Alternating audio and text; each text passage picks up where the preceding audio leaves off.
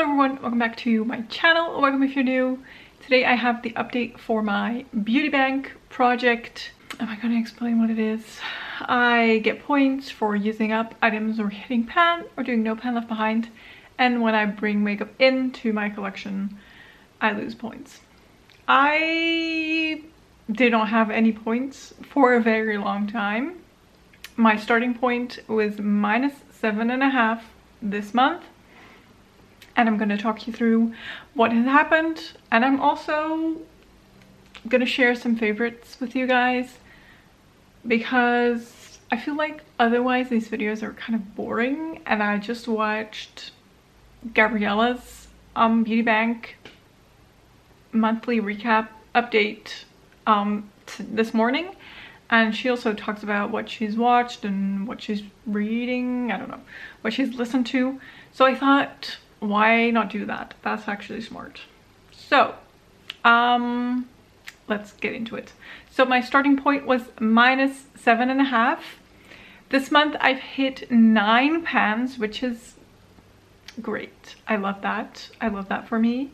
So that gives me 4.5 points total. Hitting pan in an item gives me 0.5 point per item.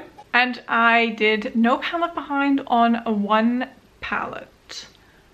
I don't have a lot of palettes left for no pan left behind. Actually, if you've seen the last update, you know I have 2 left to complete no pan left behind on.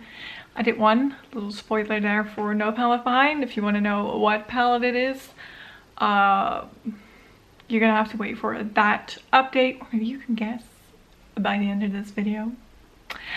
And that gives me 1 point because it was a palette with more than 10 shadows. And then the total saving grace to get my points up to where they should be, which is not in minus, is I finished the BH lip oil.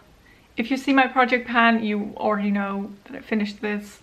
It took me, let's see, 1, 2, 3, 4 months to finish this up. I had a little bit of use before I rolled into the project, so 4 months to use this up. And this, ladies and gentlemen, gives me 3 points. And that means that my total right now is 1. I'm back. I'm back.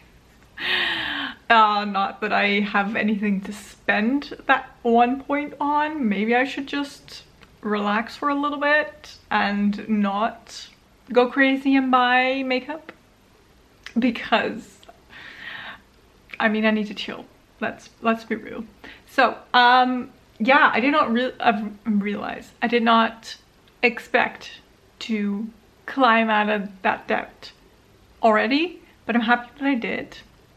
And I'm gonna see if I can collect a couple of more points before the end of the year. Do I have anything on my list that I really want to purchase? No. Oh, there is one thing. I posted this on my channel, like a post. I don't know what that's called. Like, not a video, but just a post. That Glam Shop released their advent calendar, their eyeshadow advent calendar.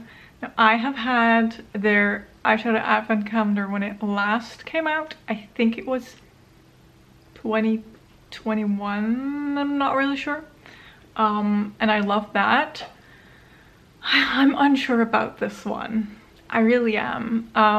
I've seen what's inside. I've seen the shades. There's a lot of pretty shades, but there's also quite a few shades that I already have or like similar. So I'm not really sure about that one yet. I have some time to think about it, like, I think. So that is it for the beauty bank portion, I guess. So some of my favorites from this last month have been my Beauty Bay lip balm in the coconut vanilla shade. This smells amazing. It gives my lips like a slight orangey tint. I'm wearing it today, but I have it over a different lipstick at the moment. So it's not really an accurate depiction of what it looks like on my lips, but it's very nice. I'm really enjoying that. My ColourPop Prance eyeliner, if you've seen any of my videos lately, I have been raving about this. I love this so much. It looks so nice in the waterline. And I've been pairing it with a very similar color eyeshadow and then the shimmer to complete the look. It's stunning and it stays all day, and I'm gonna have to refrain myself from buying every color that they make because I love this so much. And then of course I have some eyeshadows that I've been loving. My Mica Beauty Shop Peacock Feathers palette. Honestly, you guys, if you are in Europe, get your hands on this palette because she is beautiful. Her formula is great. Her eyeshadows are stunning. I have been loving this palette so much. So this shadow actually pairs super perfectly with the ColourPop Provence eyeliner. This shadow, as you can see by the size of this pan, has been my favorite of all time. I love this palette so much. And then the other palette that I've been loving is the ColourPop Twilight palette. This is the newest palette in my collection, along with some other ColourPop palettes. And I've just been loving this. Very grungy, but perfect for this time of year. The grungy gray days. I've loved wearing this. So yeah, I'm not gonna say these are the easiest shades to apply. Like the mattes are fine. Some of these shimmers were difficult to work with a brush. So I did apply most with my fingers and then they were fine. Not my preferred method to apply eyeshadows. I prefer to use brushes, but I'll make an exception for this. I just love this palette. I love Twilight. I'm so happy that I got this. And then to pair with that, obviously after using this palette, I had to watch Twilight. Is it the best movie that has been ever made? No, definitely not. But I feel so nostalgic when I watch those movies. I've just watched the first one. I've put it on in the background. Like I've not actively been watching it, sat down and watched it. I was just doing some different tasks and had it play in the background. I just love it. It's so funny. It's not the best, which also kind of makes it funny. I don't know. I enjoyed it very much. And I don't think I will ever not enjoy those movies. Although I do have to say the last two, like the Breaking Dawn part 1 and 2, weren't my favorites. There's some scenes in the first Breaking Dawn that I really enjoyed, and also the music, chef's kiss. But yeah, they are still on my list, so I might watch them next month. Then for shows, I've been watching Breaking Bad. I've talked about this in a Get Ready With Me that's not yet been uploaded, so if you're watching this at the premiere date of this video, I cannot link it yet for you guys. It will come out next Sunday, I believe. And I've talked about TV shows and what I've been watching, if anyone has any recommendations. So we have been watching Breaking Bad. I started this show with my husband, I want to say a year back, maybe even longer ago, because he had seen it completely and was like, you need to watch this. So we started it then, didn't quite finish. We're now at season 4. I think we have 1 episode to go out of season 4 and then season 5. I've been loving it. It's so nice. And I'm very excited to see what's happening. It's getting, I mean, I have no idea what's gonna happen, and I love that. So it's keeping me on edge the entire time. And then for music, now this I find very difficult because I cannot put music in my videos, I think, because then it will get flagged for copyright reasons. But I have been listening to a lot of, like, I don't know how I would describe these songs, like sad songs, very chill songs. I don't know. I have a playlist that I use to write to, and I'm just gonna give some examples and then you can look them up and kind of see if you get the vibe.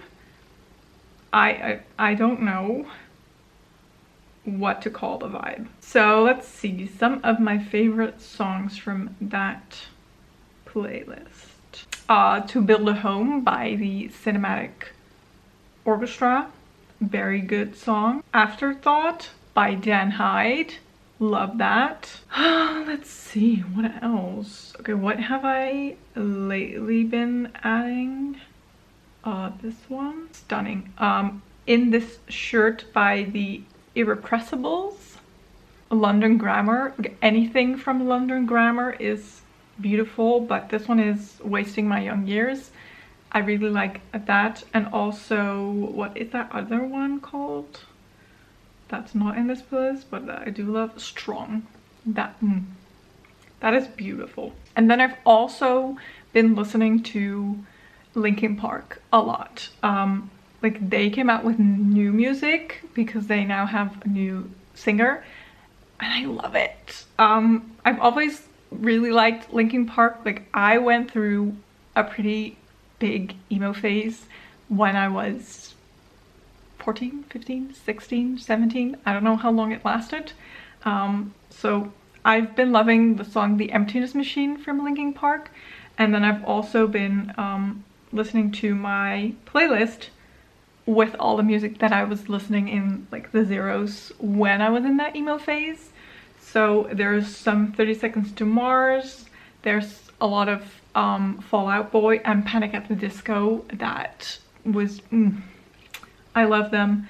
There's also Muse. Oh my god, still Muse. Again, it's very nostalgic for me, but I love Muse so much. It's a very interesting sound, and I think it's not for everyone, but I love Muse.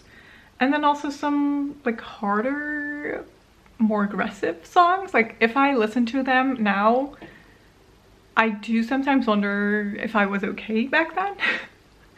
But yeah, so System of a Down, 3 Days Grace, what do I have here? Skillet, that sort of music. So, like, I don't know. I cannot let you listen to it in this video, but if you're interested, go look it up and see for yourself. So I think that is it. I've not been reading.